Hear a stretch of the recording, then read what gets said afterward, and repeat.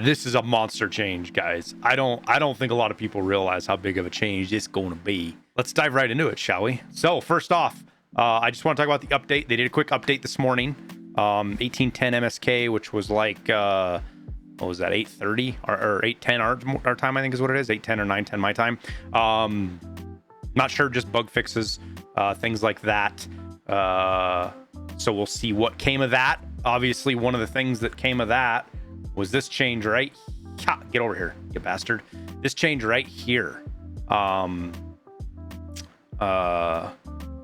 when a blacked out limb gets shot at, the damage will be distributed across all non-destroyed limbs. Before this, the blacked out parts also counted for distribution. So what this meant was that when you had a blacked arm, let's say you shot 995, right? Let's pull out the TI-84. So 995 does 45 damage, right? So 45 divided by 7, because that's how many limbs. Each time you got hit, it did 6.4 damage, and it spread that out. Now it's 45 divided by 6. So it's 7.5, right? 7.5 per hit.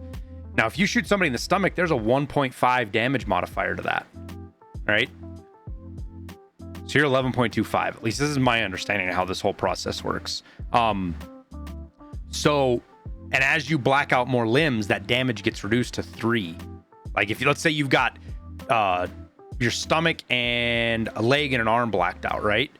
Now you've only got 1, 2, 3, 4 divisions. So each shot is doing 10 damage spread out evenly. Dude, that means 3 hits and your head's dead, right?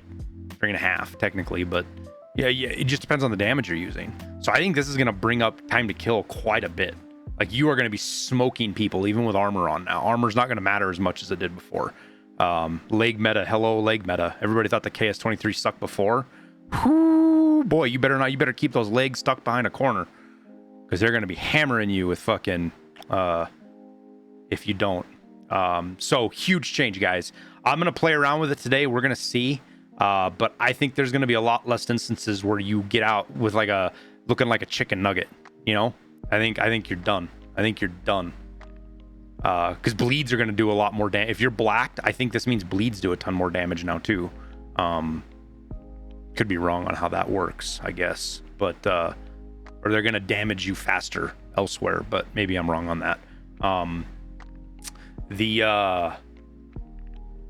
Yeah, so that's the news today. That's quite a big deal, in my opinion. There's some other little things to talk about, but I don't even think they're worth bringing up after this. This is huge, guys. This is a really, really big change. So we'll wrap her up on the news on that, and we'll get right into the good old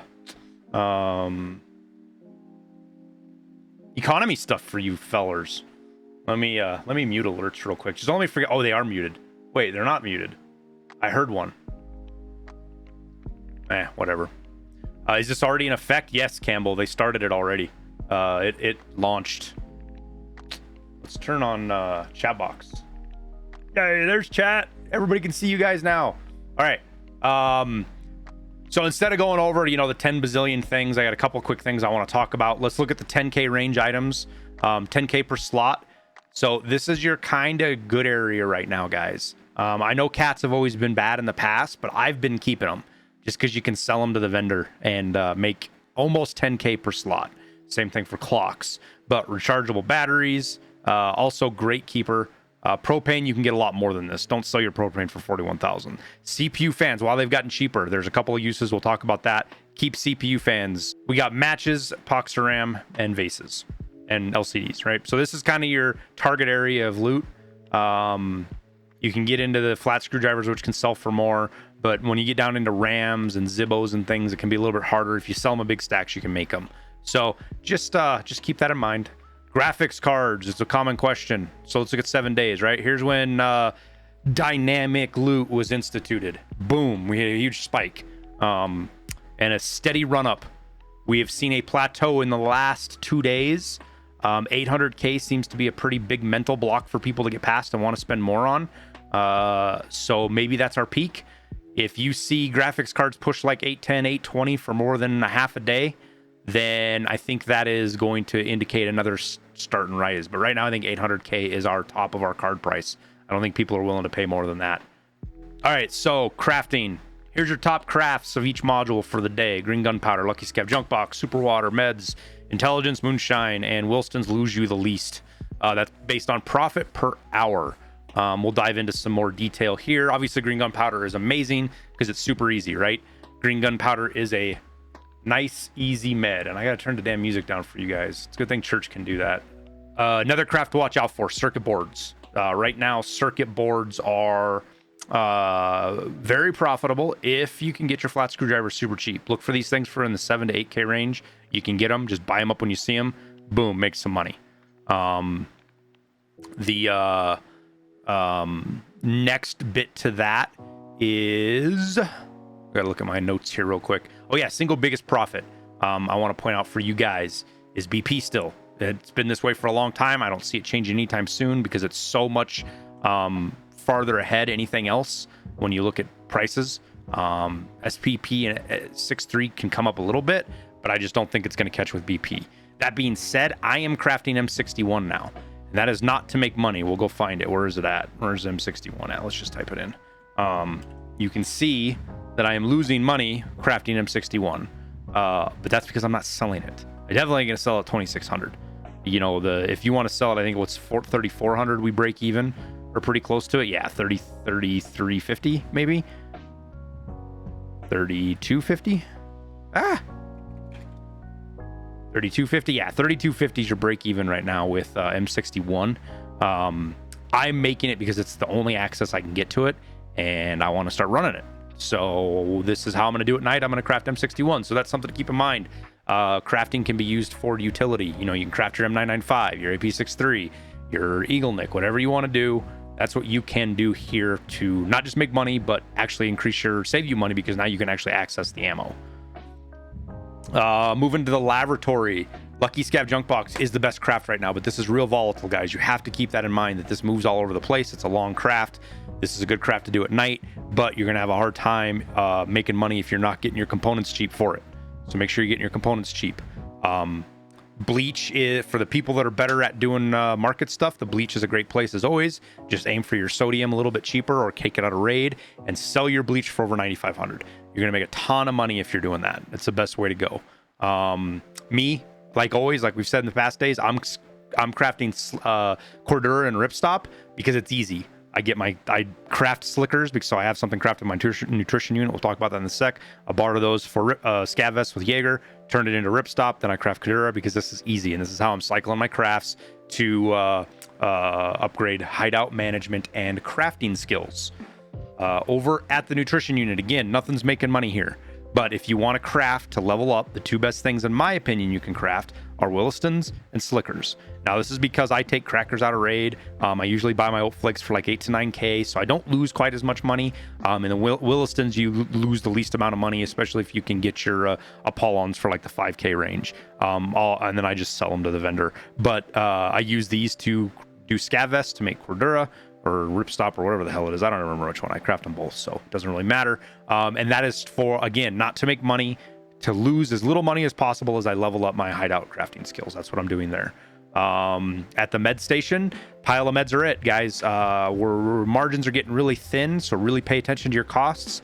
Like people have mentioned in the past, you can get AI2s and bandages cheaper off of fence if you're careful. So keep that in mind. If you want to go that extra level, you go find some AI2s on fence. You can get them sometimes for like 1,500 or 2,000 if you have level 4 fence, max rep fence, so 6 points or higher. And then just shop for Augmentin. Try to get your Augmentin as cheap as you can, and that will do you the best for meds. And then I cycle with AI2s just because it's easy. There's no thought to it. Literally, one you use this one, which it's a big circle jerk craft, if you want to call it that, which isn't the best for making money, but it's easy. I have to think about it the least. And it allows me to level up my crafting. I will craft defibs at night, though. Defibrillators. In fact, I think I have one I can go collect. Let's go look. You guys can see what I was crafting, because I don't think I've done my crafts yet since I logged on. You can see what I crafted over the night. So did I craft a defib? I did. So I do that at night just because it's the longer craft. It makes you a little bit more money, though not much. What did I craft here? There's cigarettes. And I think I have M61 over here. Where's it at? Yep, CM61. So let's go back to the important stuff, the stuff you guys actually care about. So SJ6s and mules have fallen out of profit. So if you've been crafting those, keep that in mind. It might be a good time to sell them and get them out from underneath them, because I think the things that drove those up in price are starting to come back down. So they're just going to keep getting cheaper. So that's what you're going to be after, is not crafting those, shifting away from those to something else. And then lastly, the intelligence center. Real quick talk here. Intelligence is obviously the best thing to make. It's super expensive right now because I think people are having a harder time finding it in raid. But flash drives and intel are my two crafts. You can make good money with VPXs. Don't get me wrong. You can make it here. I don't like it because of how long the craft is. I prefer to cycle crafts faster. It doesn't seem like much, but over a couple of weeks, if you're doing these crafts, you know, it shaves a couple of days off of when I'm eventually going to get max hideout and crafting, which is my goal. So I'm cycling between flash drives and intelligence. I take my flash drives, I sell them on the flea market because that's how I raise my flea market rating. It does cost me a little bit of money, but that's what I'm after. I'll buy 3. I actually buy 6 flash drives.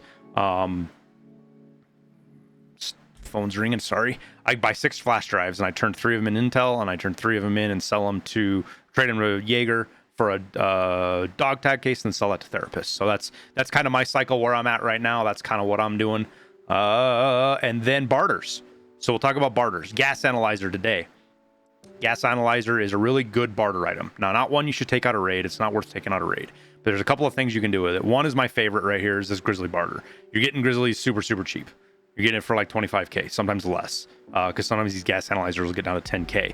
And you can even get it for 10K if you take a CPU fan with mechanic, lowly to level 2, barter to him for a gas analyzer, then take that gas analyzer and turn it into a grizzly.